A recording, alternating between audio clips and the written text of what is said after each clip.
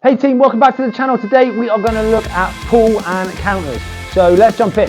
Okay, so as you can see, a pull counter is when we move the upper body and the head slightly out of range to put our opponent off balance so that we can come back with our own counter attack. There are many things that we've got to think about when pulling and countering.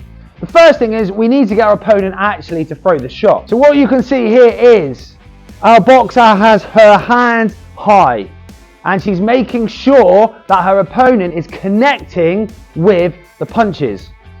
This means, or this gives your opponent confidence to carry on throwing the shot. They believe they're in range, which they are, and they're landing on the target area and they're balanced to throw again.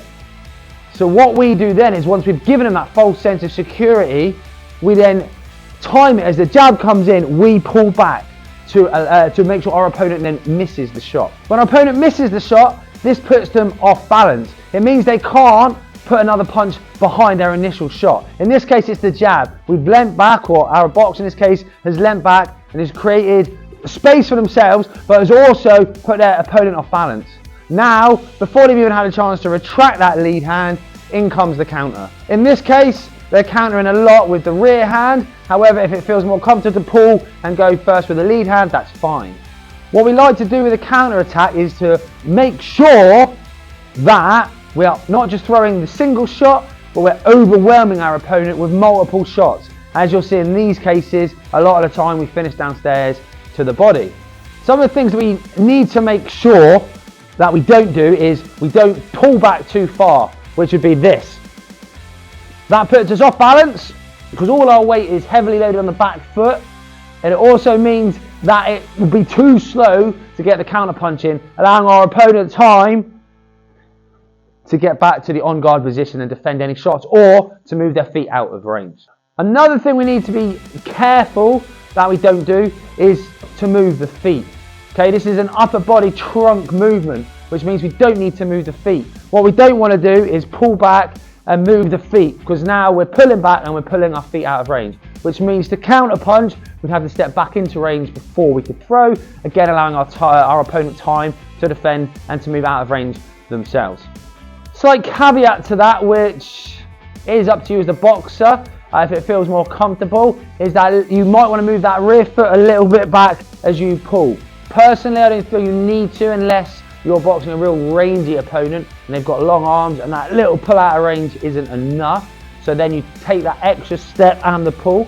Just got to make sure that when you counter, this leg comes back into range before you throw. Otherwise, you'll pull and you'll be out of range when you're trying to throw your counter punch, possibly meaning that you fall in on the shot.